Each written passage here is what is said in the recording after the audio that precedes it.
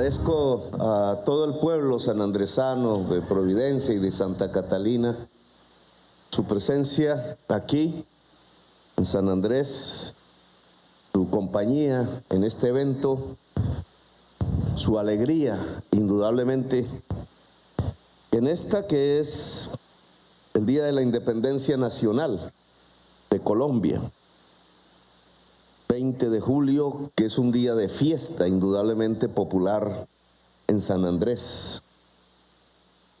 Al ministro de Defensa Nacional, Iván Velázquez Gómez, y su esposa María Victoria, a los altos mandos de las fuerzas militares y de la Policía Nacional, general Helder Fernán Giraldo Bonilla, comandante general de las fuerzas militares, y su esposa María Victoria, general Luis Mauricio Espina Gutiérrez, comandante del Ejército Nacional, y su esposa Lorena, almirante José Joaquín Amezquita García, jefe de Estado Mayor Conjunto de las Fuerzas Militares, y su esposa Liliana, almirante Francisco Hernando Cubides Granados, comandante de la Armada Nacional, y su esposa Lucia Elena, general Luis Carlos Córdoba Avendaño, comandante de la Fuerza Aeroespacial Colombiana, ahora se llama así, a partir de unas semanas para acá, y su esposa Lorena,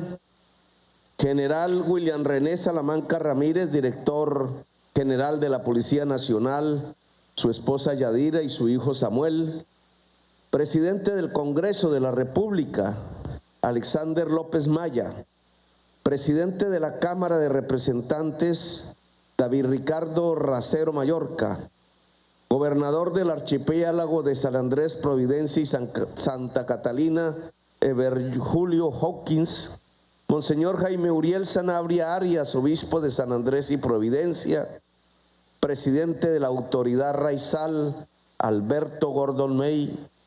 Saludo especial a toda la comunidad raizal del archipiélago de San Andrés, Providencia y Santa Catalina, señores embajadores, jefes de misiones diplomáticas acreditadas en Colombia, ministras, ministros y funcionarios del gobierno nacional, oficiales generales y de insignia de las fuerzas militares y de la Policía Nacional y sus familias que fueron condecoradas en el día de hoy.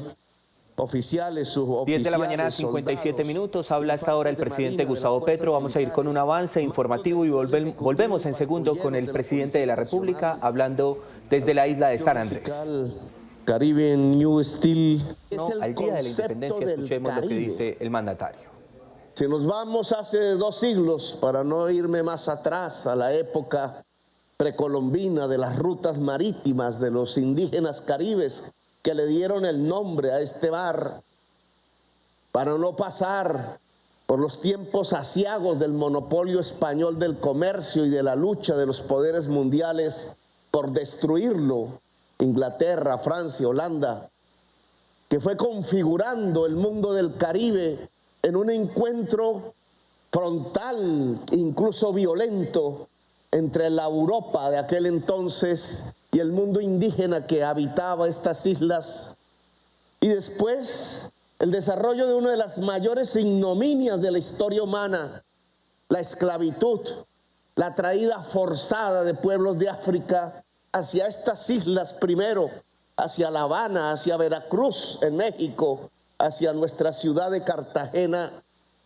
para ir llenando a perpetuidad, creían ellos, de cadenas, de esclavos, de esclavas, cuyos hijos, cuyos nietos, cuyos bisnietos tenían que ser esclavos de por vida de precisamente los detentores de ese poder europeo. Así se fue construyendo una cultura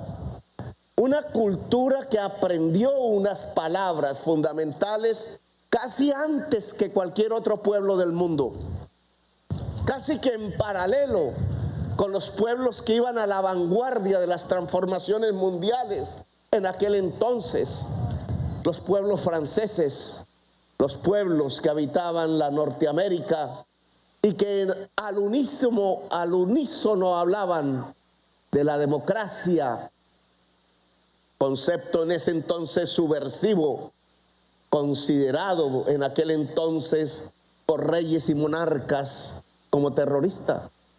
Democracia, el poder del pueblo, la soberanía popular, que como reza nuestro himno nacional, está por encima, no concibe una soberanía de monarcas, una soberanía popular de la gente del común.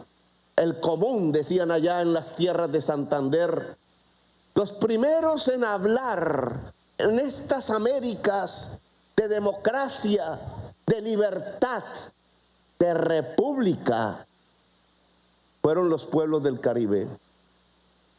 Fueron las democracias que se iban construyendo de manera paralela a las tiranías. Fueron las cadenas de la esclavitud reventadas en Haití, en Jamaica. La raíz de la nación colombiana no puede olvidar estos nombres que pareciera que se diluyeran en el siglo XXI, acostumbrados a gobernar desde Bogotá, desde sectores muy pudientes en la ciudad. A veces olvidamos nuestra propia raíz, el origen de la nación. Es que no seríamos nada sin Haití caribeña. De allí salieron las armas y los primeros hombres y mujeres a construir una utopía, la que llamamos república. De allí salió Bolívar, ayudado por el general Petión. Es que no podemos olvidar Jamaica y las cartas de Bolívar allí. No podemos olvidar que Bolívar era un caribeño venezolano y que su retaguardia, su primera proximidad cuando tuvo una derrota relativa allá en las tierras caribeñas de Venezuela fue precisamente ir a las islas, de isla en isla, por los barcos, tratando de transformar la derrota en una victoria. Jamaica, Haití, Venezuela, Cartagena, Maracaibo, son ciudades que están, al igual que las demás, en el escenario del nacimiento de la República de Colombia. Sin un Caribe llamado José Prudencio Padilla, sin una batalla en el mar Caribe, allá en Maracaibo, no podríamos estar festejando este 20 de julio. Las batallas que le dieron la independencia a Colombia, allá en Boyacá, por ejemplo, no hubieran podido tener un final feliz a través de la Constitución de la República si no hubiera habido una batalla naval que cerró la segunda fuerza expedicionaria del ejército más grande del mundo, el del Imperio Español, que intentaba por segunda vez reconquistar nuestras tierras y que intentó entrar a estos territorios allá por el lago de Maracaibo. Ese Caribe los derrotó. Un hijo de un negro y una indígena guayú que hoy conmemora en los próximos días 200 años, 2 siglos de su existencia. José Prudencio Padilla, que configuró la Armada de Colombia. Caribes, Caribes aquí, Caribes allá, Caribes libertarios, Caribes solidarios y solidarias, Caribes que solo sabían en aquel entonces, hace 2 siglos, pronunciar las palabras de libertad, de democracia, de república, de que todos los seres humanos somos iguales, de que la solidaridad o fraternidad se impone, que la igualdad y la fraternidad son la base de la convivencia en paz de los pueblos. Hoy recogemos esa raíz histórica. Se nos había olvidado el Caribe. Pensaban desde Bogotá en la isla de San Andrés como en un balneario o en un lugar para comprar las neveras, los televisores o los equipos de sonido. Se le olvidó a Colombia que Colombia misma es diversa, que solo en el Amazonas se escuchan 300 idiomas diferentes, que no somos simplemente hispanos o latinos, que tenemos raíces prácticamente que surgen de todos los rincones del planeta, que nuestra principal riqueza es la diversidad. Se nos olvidó que hace 2 siglos dijimos que el pueblo es soberano y reemplazamos eso por otro tipo de regímenes, de creencias, de ilusiones fantasmagóricas que nos han venido conduciendo hacia la construcción de una guerra perpetua, de una guerra eterna, de una violencia que nunca termina. Se nos olvidó que es una nación. Una nación no es simplemente el aire o el agua o la tierra, aunque es indispensable. Una nación es el pueblo antes que nada. Sin que haya un pacto del pueblo, un pacto de convivencia, no es posible construir una gran nación como lo demuestra toda la historia humana. Se nos olvidó el pueblo, o más bien se les olvidó la existencia del pueblo como la base de la nación, de la soberanía. El pueblo es la base de la soberanía. Y por eso nos desafiaron. Por eso a principios de este siglo fue Colombia demandada. Y entramos en unos procesos jurídicos. Pastrana había aceptado la competencia de la Corte Internacional de Justicia. Y en la Corte Internacional de Justicia hablan los abogados, los conceptos del derecho del mar, construido por la civilización humana a partir de su propia experiencia milenaria.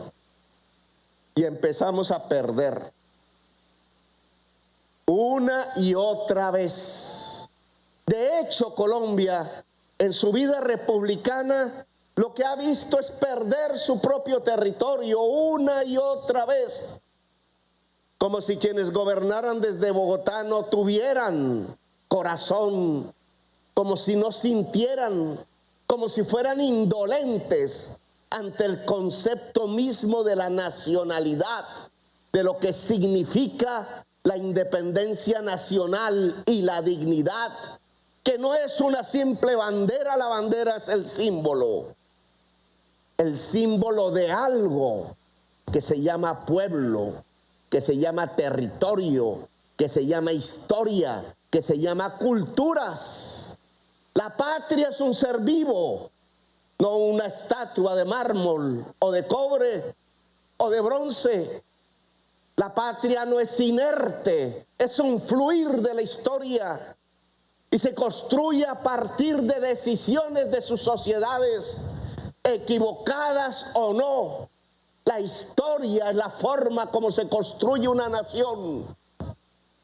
En esos 2 siglos de vida republicana, desde Bogotá, llámese Santa Fe, llámese el centro, lo que hemos visto es cómo se pierde el territorio, cómo se abandonan las fronteras, cómo otros terminan soberanos. Así fue con la costa mosquitia, aquí al frente de San Andrés, una de las primeras pérdidas que trae incluso el desarrollo de los actuales acontecimientos. Así fue con Panamá. ¿O se nos olvidó la historia? La indolencia con la que se trabajó desde el mundo político y gubernamental, el perder una de las zonas más ricas de Colombia, hoy lo sabemos.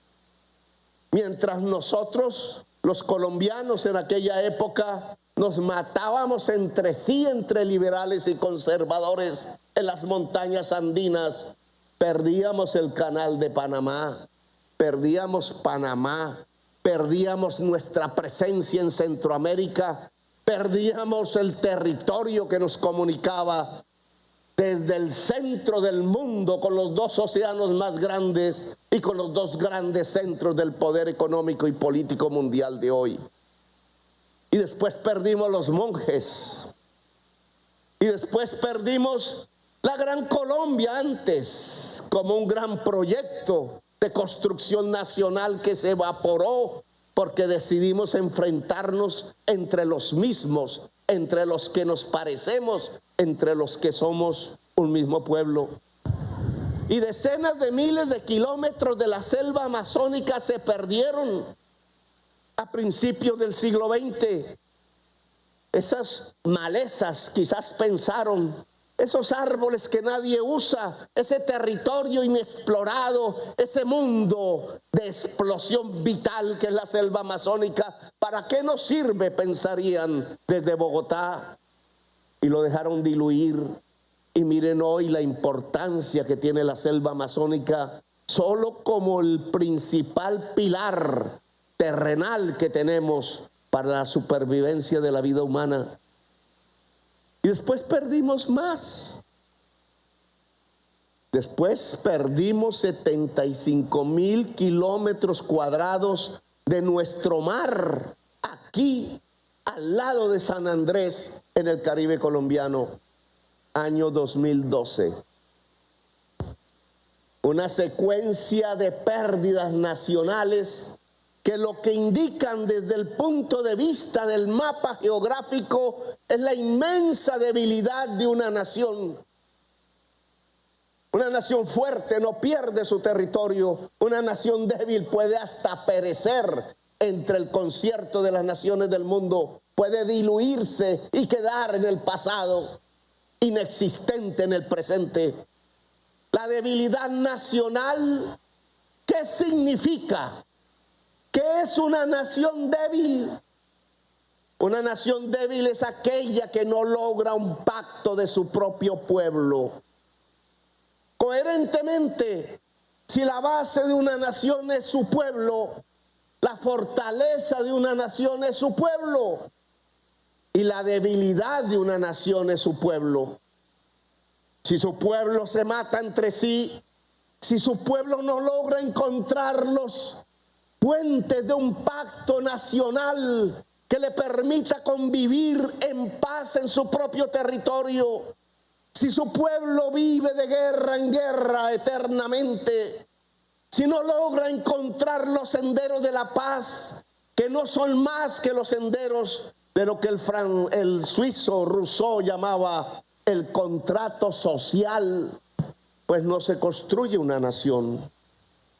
Por eso hemos visto nuestra nación debilitada, porque no hemos construido el gran acuerdo de todos y de todas las colombianas en medio de la diversidad. Y por eso en esa debilidad es que se debilita también nuestra nación y se pierden los espacios del territorio, del mar, del aire, de la selva, de la tierra, de la cultura incluso. Eso frenó a partir del 2012. Hay que reconocer que del fracaso y de la pérdida de los 75,000 kilómetros cuadrados hubo una reflexión, un intento de autocrítica no pública. ¿Qué fue lo que fracasó desde el 2001 hasta el 2012 para que perdiéramos estos 75,000 kilómetros cuadrados de nuestro mar? ¿En dónde estuvo el error? ¿Cuál fue la falla? Yo solo voy a leer aquí 3 frases de esa famosa sentencia de la Corte Internacional de Justicia que creo que alumbra nuestro fracaso, el fracaso de los gobiernos de esa época del 2001 y del 2012, que es el fracaso de una nación, siempre relativo.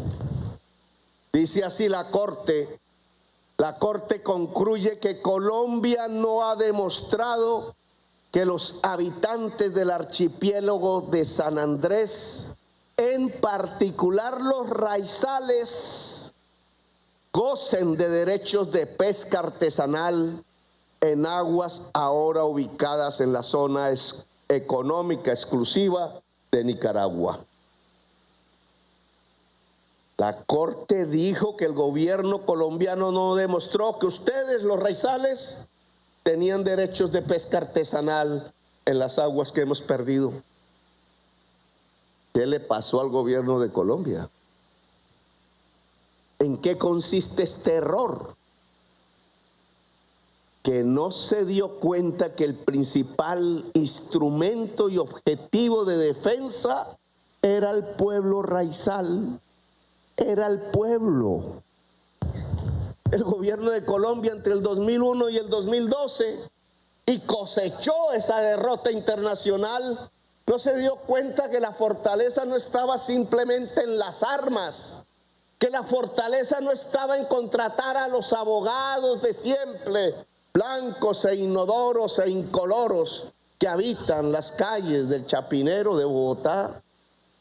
No se dio cuenta que esos abogados encumbrados apenas conocían San Andrés cuando venían a bañarse en el mar y que no habían hablado con sus gentes, que no habían caminado por las calles y los pueblos.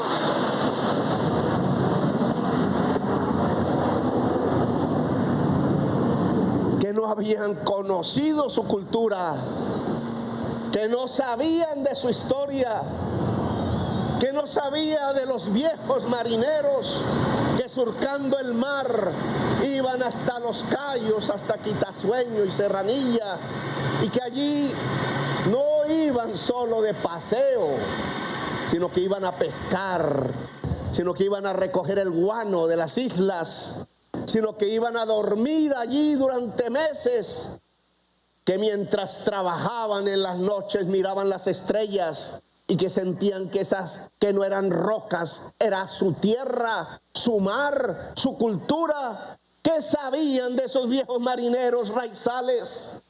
De su existencia, de que tenían abuelos y abuelas en Jamaica y que tenían familiares en la costa mosquitia nicaragüense y en Honduras, y que era el mismo pueblo, que había una identidad cultural, que había una historia común, y que esa historia se había marcado por la palabra autonomía, que es el sinónimo de la palabra libertad.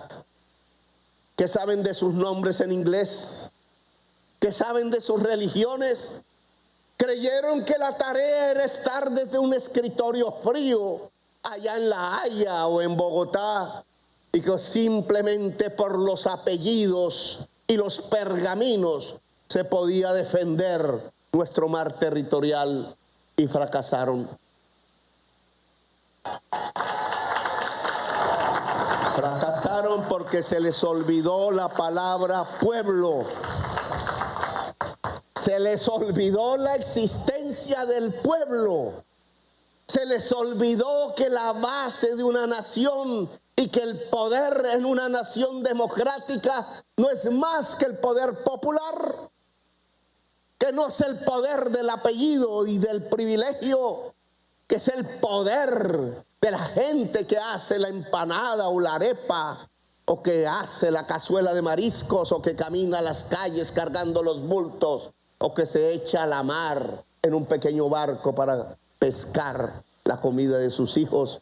Que ese pueblo es el que tiene el poder de la soberanía, y que era allí donde se tenía que construir la estrategia victoriosa para no perder más territorio, más mar, más aire, como lo hemos perdido en estos 2 siglos de existencia. En el 2012 fueron cambiando las cosas, y hay que reconocerlo, empezó la reflexión crítica. La Armada se dedicó a los descubrimientos científicos fotográficos para saber cómo es el fondo de este mar, que es probadamente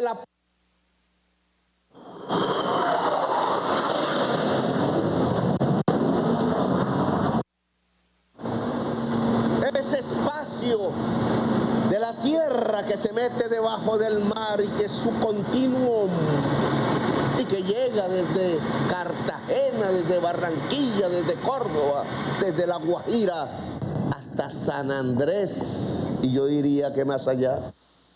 ¿Cómo demostrarlo? Se propuso la Armada y la DIMAR, y fueron apareciendo las pruebas. Nicaragua decía que San Andrés era una especie de roca en medio de una fosa marina, y que por tanto no había plataforma continental extendida de Colombia más allá de sus 200 millas, y que por tanto al estar estas islas, San Andrés, Providencia, Santa Catalina y Los Cayos, en medio de una fosa, las aguas que estaban en esa fosa rodeando las islas eran de Nicaragua. Lo que significaría, si hubieran triunfado en su tesis, que Nicaragua rodearía por completo la isla de San Andrés, de Providencia, de Santa Catalina y de Los Cayos. Estaría perdida para Colombia San Andrés en cuestión de decenas de años. El mayor peligro a la soberanía nacional contemporánea. Esa fue su demanda, interpuesta en el 2013, después de haber ganado la del 2001 y sus 75,000 kilómetros cuadrados entre San Andrés y Nicaragua. Iban por más, venían por las islas, por estas banderas, pero sobre todo por este pueblo, por esta cultura y por esta belleza que había sido parte de nuestra nación, invisibilizada desde los círculos de la oligarquía colombiana en Bogotá.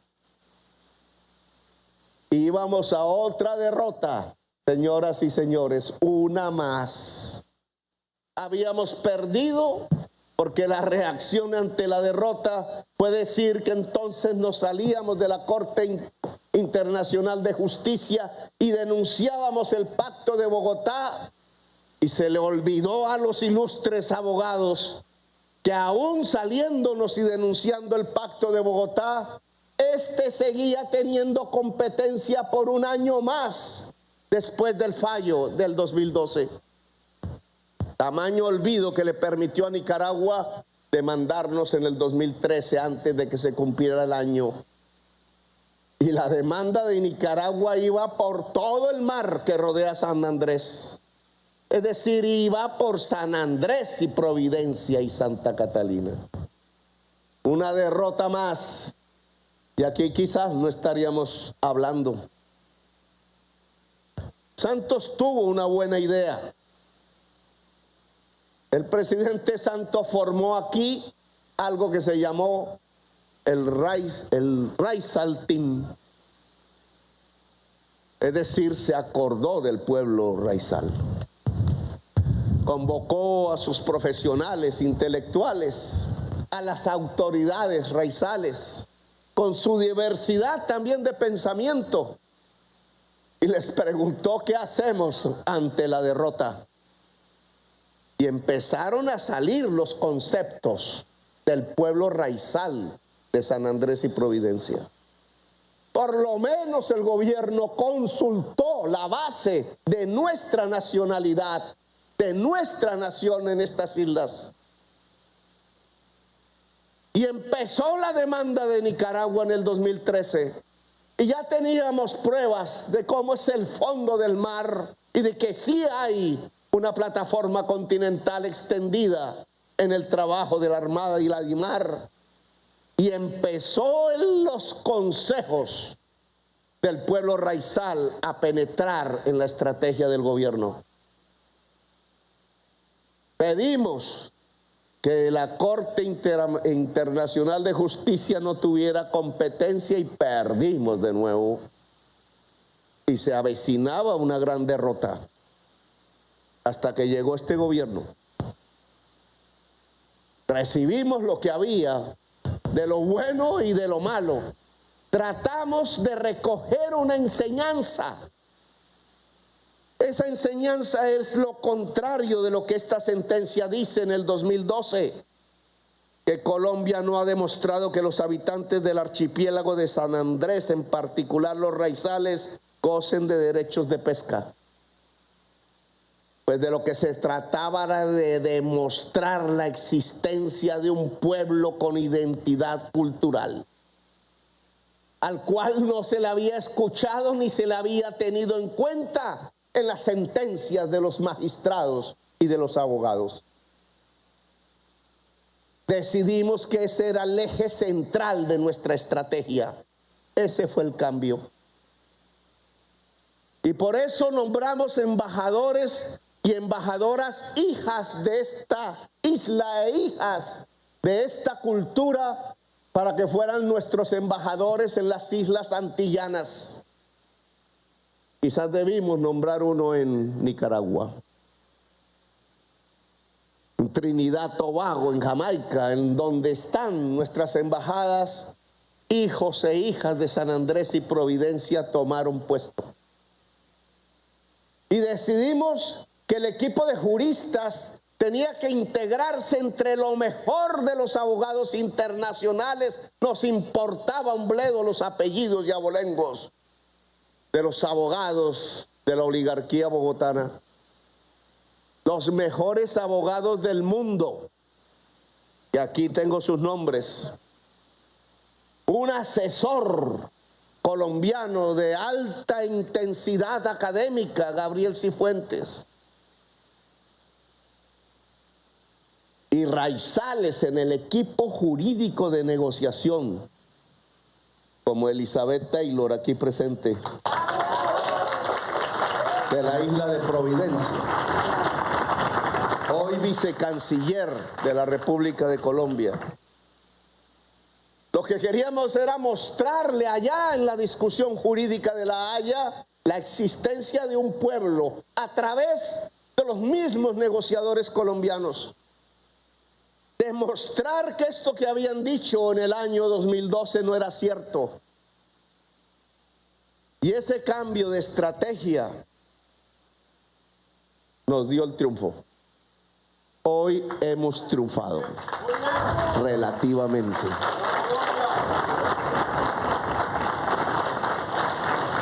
En la audiencia oral de diciembre del año pasado, siendo nosotros gobierno, este equipo se estrenó. El doctor Valencia, una de las figuras más expertas de Colombia en la Corte, precisamente había sido 16 años miembro de la Corte Internacional de Justicia, nos ayudó. Estos equipos internacionales y nacionales, hasta me gustaría leer algunos de sus nombres, me alargo de pronto antes de la parte final de mi discurso, pero que es necesario que los reconozcamos este equipo, la coagente en la terminología jurídica de la Corte, la viceministra de Asuntos Multilaterales Elizabeth Taylor Hay, que es bióloga marina, conocedora del mar, con maestría en protección del medio marino de la Universidad de Bangor, Gales, en el Reino Unido, hoy nuestra viceministra. Había sido embajadora en Kenia. ¿Cuánta prensa no ha dicho por ahí? ¿Qué hacemos nosotros en Kenia y en África? Pues recoger las raíces de esta victoria. Gabriel Cifuentes Guidini, abogado y magíster de Derecho de la Universidad de los Andes, magíster en Derecho Internacional de la Universidad de Nueva York, magíster en Administración Pública de la Universidad de Harvard y PhD en Derecho de la Universidad de Roma. Es secretario de Transparencia y profesor de Derecho Internacional. Eduardo Valencia Ospina, agente, doctor en Ciencias Jurídicas y Económicas de la Universidad Javeriana con maestría en Derecho de la Universidad de Harvard. Es uno de los juristas en Colombia más versados en temas del derecho internacional y en asuntos de la Corte Internacional de Justicia. Coagente, la doctora Carolina Olarte Bácares, embajadora de Colombia ante los Países Bajos, abogada de la Pontificia Universidad Javeriana, con maestría en Derecho Internacional de la Universidad Robert Schuman de Estrasburgo y doctora en Derecho de la Universidad de París, Sorbona. Michael Reisman, estadounidense, especialidad Derecho Internacional Público, Litigios y Arbitraje Internacional, profesor titular de Derecho Internacional de la Universidad de Yale, presidente del Tribunal Arbitral del Banco de Pagos Internacionales y miembro del Instituto de Derecho Internacional. También fue presidente de la Comisión Interamericana de Derechos Humanos de la OEA.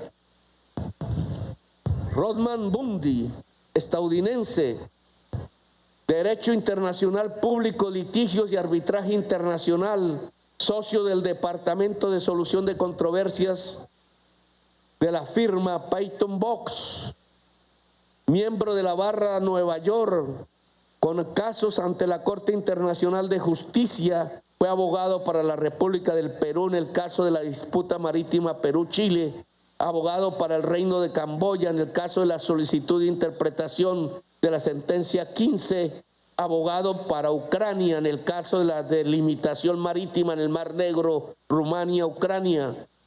Michael Wood, inglés, abogado de la Universidad de Cambridge, tiene una extensa carrera académica y profesional en temas de Derecho Internacional Público. Actualmente es miembro de la Comisión de Derecho Internacional de las Naciones Unidas. Jean-Marc Touvenant, francés, secretario general de la Academia de Derecho Internacional de La Haya, es profesor de la Université Paris-Ouest-Nanterre La Défense, donde se desempeñó como director del Centro de Investigaciones de Derecho Internacional. Laurence Boisson de Chasseurs, francesa suiza, maestría en solución de controversias internacionales y profesora titular del Derecho Internacional en la Universidad de Ginebra. Este fue nuestro equipo jurídico. Raizales, nacionales colombianos y los mejores abogados internacionales. Raizales, ¿qué fue lo que nos hizo ganar esta vez? El reconocimiento del pueblo raizal. Nos hizo ganar a Colombia en soberanía ustedes. Es de ustedes fundamentalmente el triunfo. Es del pueblo raizal. Y entonces bien tenemos que decirnos, ¿y ahora qué? ¿Y de ahora en adelante qué? ¿Para dónde vamos? Otra vez para el olvido, que nos costó 75.000 kilómetros cuadrados de mar, solo porque una élite llena de privilegios se le olvidó que la base de la soberanía es el pueblo y que el pueblo en esta isla se llama el pueblo raizal. Volvemos al olvido para que después se aprovechen de esa debilidad de una democracia que no es capaz de reconocer el pueblo y sigamos perdiendo en próximas décadas. O recogemos de nuestros errores y reflexionamos. La base de la nación es un pacto del pueblo. Es el poder del pueblo. La base de la soberanía es el poder del pueblo. La base de la independencia es la fortaleza del pueblo. La base de la paz es el pacto del pueblo. Estos son, para mí, los mensajes que nos deja este pedazo del siglo XXI que hemos vivido alrededor de nuestra lucha por el mar en el Caribe. Y entonces, ¿cómo volvemos? Es una realidad constante, sonante, cotidiana. Cómo todos los días que vivamos de aquí en adelante pueden demostrar que esto que estamos diciendo en el discurso se vuelve una realidad. Yo propongo, hago unas propuestas a las autoridades raizales y al pueblo raizal de estas islas. 1. Solicitaremos el diálogo con Nicaragua ahora para negociar las condiciones del derecho de pesca del pueblo raizal en el Caribe. Hablaremos con Ortega y con su gobierno sobre cómo sobre estos nuevos fallos de la Corte podemos hacer prevalecer que los pueblos del Caribe, los pueblos raizales en este suroccidente del mar, puedan tener derecho a la pesca sin ser molestados, puedan tener derecho a su subsistencia ancestral, puedan comunicarse entre sí sin barreras, que los abuelos de la costa mosquitia puedan ver sus nietos en San Andrés y viceversa, o en Honduras o en Panamá. Podamos reconocer que existe un pueblo con identidad propia. Dos, yo les propongo, a través de nuestra diplomacia raizal en las Islas Antillanas y de las Islas Antillanas en nuestro país, que podamos construir una gran confederación de los pueblos raizales anglófonos de las Antillas en el Mar Caribe. Que podamos construir una fuerza común que va más allá de San Andrés y Providencia, que nos enseña a toda Colombia a hablar, y a toda América, y a todo el mundo a hablar en términos de la existencia del Caribe como una unidad cultural diversa, sí, que habla diversos idiomas, sí, franceses, holandeses, creolés, hispanos, ingleses, pero que tiene un origen común, que tiene una música común, que tiene una manera de sentir el mundo común, una sensibilidad común, un feeling común. Y que ese pueblo tiene el derecho a organizarse, tiene el derecho a conectarse, tiene el derecho a ser. Let it be, decían antaño la canción famosa. La Confederación de Pueblos Anglófonos de las Antillas es un objetivo que este gobierno quiere ayudar a promover y a fortalecer. Hemos hablado de este asunto con Mia Mottley, la primera ministra de Barbados, hoy una figura internacional bastante reconocida por su lucha contra la crisis climática, que es en realidad la principal amenaza que hoy tienen todas las islas del Caribe y sobre la cual tenemos que adaptarnos y mitigar y luchar, porque la crisis climática la produjo el ser humano y sobre todo la codicia de la gente más poderosa del mundo. Tenemos que hablar de juntar la isla de San Andrés con la fibra óptica de propiedad pública de la nación colombiana. Se le ha pedido a Internexa que traiga aquí una troncal poderosa de fibra óptica submarina para que desde San Andrés podamos construir el hub que llaman, para interconectar todas las islas del Caribe en las nuevas comunicaciones del siglo XXI, que son las que vienen a través de las redes, que son las que vienen a través del Internet. Hemos dicho que estas islas deben ser las primeras islas descarbonizadas del Caribe a partir de las energías limpias, y ya comenzamos a construir las granjas solares en la isla de Providencia. Deben construirse también en las islas de San Andrés. Quizás la pesca y el turismo hasta ahora han sido los ejes fundamentales, pero el turismo ha traído la sobrepoblación. El Ministerio del Interior tiene una indicación para construir un plan serio y financiado a partir del año entrante de retorno voluntario de población no raizal al continente colombiano. La sobrepoblación es un peligro para la isla y le quita el poder y la autonomía al pueblo raizal, y es el querer de este gobierno que esa autonomía y ese poder crezcan. Por eso queremos fortalecer Teleislas. Le hemos ya transferido los recursos económicos para convertirlo en un canal poderoso en el Mar Caribe, porque esa autonomía del pueblo raizal y su poder es también una autonomía y un poder de su cultura. Ayer en la reunión del team, alguien decía, y me causó dolor su frase, es que nosotros creemos que esta etnia, dijo, va a desaparecer. Es que lo que hemos vivido es un etnocidio. No es lo mismo que genocidio. Genocidio es la muerte física de un pueblo. Etnocidio es la muerte real de una cultura. Pueblo raizal vive un etnocidio provocado desde Bogotá, desde su poder político.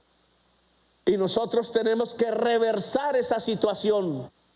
No podemos permitir que muera una sola cultura, sea selvática en el Amazonas, sea indígena en los Andes, sea afro en el Pacífico o sea raizal en el Caribe.